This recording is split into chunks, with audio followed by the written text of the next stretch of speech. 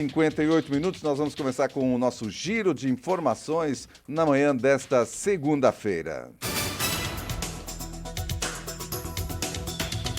Olha, a Operação Mensageiro. Empresa teria oferecido R$800 mil a prefeito para vencer licitação em Lages. Preso preventivamente e agora réu no maior escândalo de corrupção de Santa Catarina, o prefeito de Lages, Antônio Seron, do PSD, teria recebido uma oferta de R$800 mil para facilitar a vitória da Serrana no controle de licitação para a operação da iluminação pública de Lages. Segundo o Ministério Público Estadual, ele se tornou réu na quinta-feira que passou na Operação Mensageiro, que apura a suspeita de fraude em licitação e corrupção ativa e passiva, organização criminosa e lavagem de dinheiro em contratos públicos em várias cidades catarinenses. Segundo o Ministério Público, entre janeiro de 2020 e dezembro de 2022, a entrega de propina teria ocorrido ao menos 31 vezes, o que totalizaria um montante de R$1.800.000. Os encontros teriam ocorrido na sede da Prefeitura e na casa do secretário municipal e eram identificados nas planilhas da Serrana como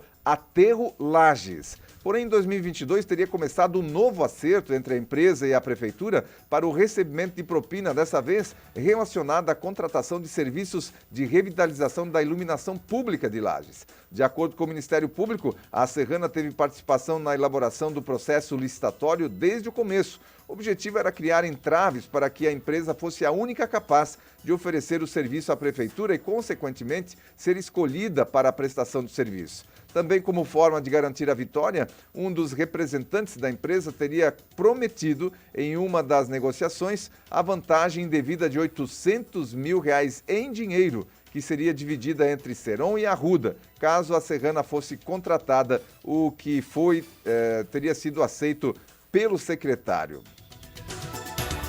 Maior escândalo de corrupção do estado de Santa Catarina, vários prefeitos sendo indiciados, presos, né? E a situação principal aí com relação à coleta de lixo, mas aqui no caso de Lages, ela avançou também para a questão da iluminação pública.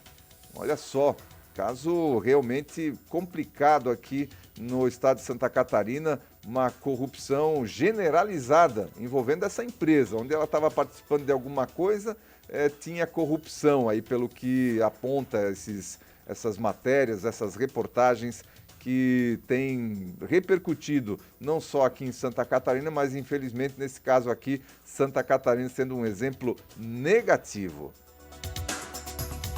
Com investimento milionário, ordem de serviço para a reabilitação de ponte na BR-470 é lançada.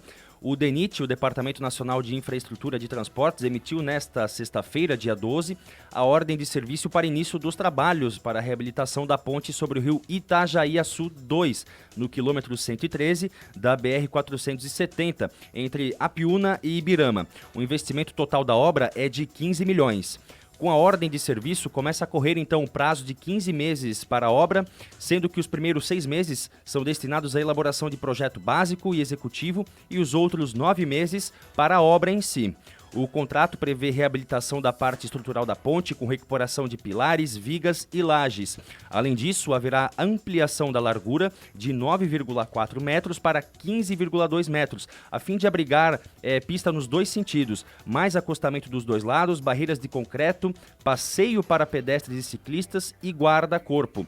A execução da obra afetará o trânsito no local, mas somente depois da conclusão da primeira etapa, a partir da finalização dos projetos. O DENIT informará as mudanças com antecedência. Já passa da hora, né, de nós termos essa ponte ali entre Apiúna e Ibirama consertada. É uma situação já caótica há muito tempo e agora, pelo jeito, sai do papel o projeto para a revitalização dessa ponte. E pelo jeito vai ficar muito bom o trabalho por ali. Mudança em política de preço para diesel e gasolina está em discussão, confirma a Petrobras. A Petrobras admitiu que deve estar mudanças nos preços dos combustíveis no país. A empresa publicou um comunicado ao mercado na tarde deste domingo, confirmando que está discutindo internamente alterações em suas políticas de preço para diesel e gasolina, que serão analisadas pela diretoria executiva no início da semana e que poderão resultar em nova estratégia comercial para a definição de preço preços desses combustíveis. No comunicado, a Petrobras afirmou ainda que eventuais mudanças estarão pautadas em estudos técnicos, em observância às práticas de governança e os procedimentos internos aplicáveis. Na última sexta-feira, o presidente da Petrobras, Jean Paul Prates, já havia dito que a companhia iria reavaliar o preço dos combustíveis nesta semana e divulgar informações sobre sua nova estratégia de preços.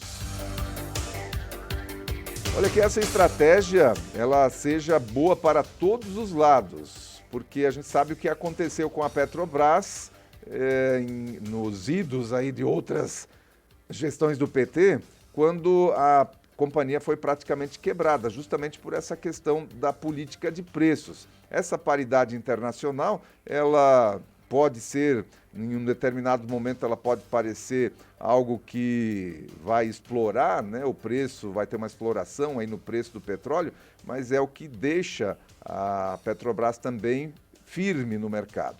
Agora, se está tendo lucro demais, enfim, essa questão toda tem que ser analisada e a política de preços tem que valorizar todas as partes.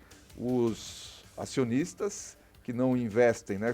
Eu estou falando daqueles acionistas privados da Petrobras, que não investem para não ter retorno, e se começar a não ter retorno, não vão mais continuar investindo na empresa, ou não terão novos investimentos na empresa.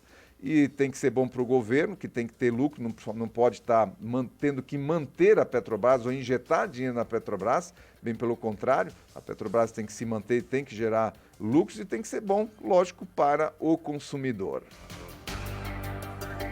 Olha, multas com a Justiça Eleitoral podem ser pagas agora pela internet. Eleitores em dívida com a Justiça Eleitoral, então, podem emitir a Guia de Recolhimento da União, a GRU, e pagar as multas devidas pela internet sem que seja necessário ir ao cartório eleitoral.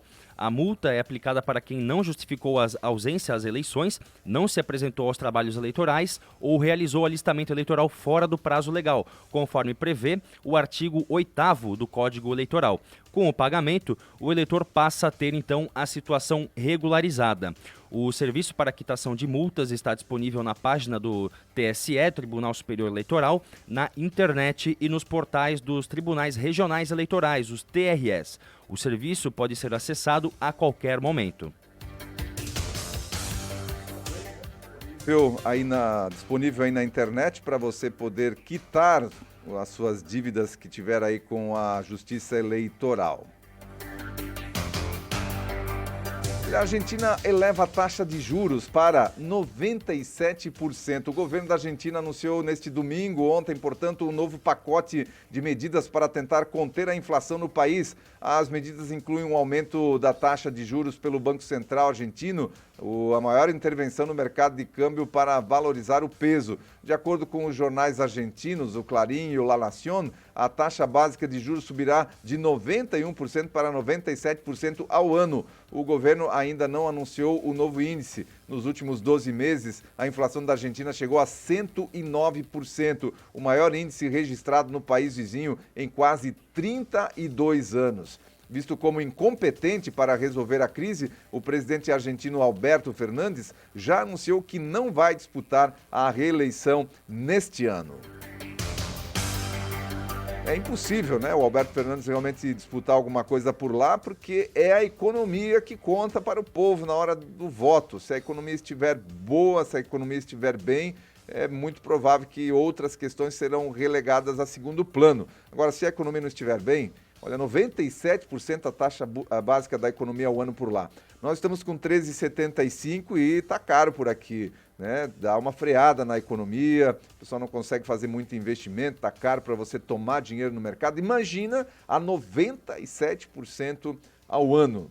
Então, a Argentina com 109% de inflação também ao ano, é uma situação complicada. E olha que há quem disse aqui, né, no começo do seu mandato, que a economia da Argentina era um exemplo, era uma maravilha. E Uber lança serviço de carros sem motorista nos Estados Unidos. Olha só, automóveis para você, automóveis sem motorista é coisa do futuro? Nos Estados Unidos, isso já é o presente, já é uma realidade. Cidades como Houston, no Texas, Los Angeles, Mountain View e São Francisco, na Califórnia, estão convivendo com carros autônomos no trânsito, especialmente por meio de aplicativos de transporte como a Uber. A modalidade, no entanto, tem levantado uma série de debates. O carro segue o padrão das ruas, todos os limites de velocidade são respeitados. Ele freia para o pedestre passar e quando algum carro sai do estacionamento, por exemplo, ele percebe que o veículo está se aproximando.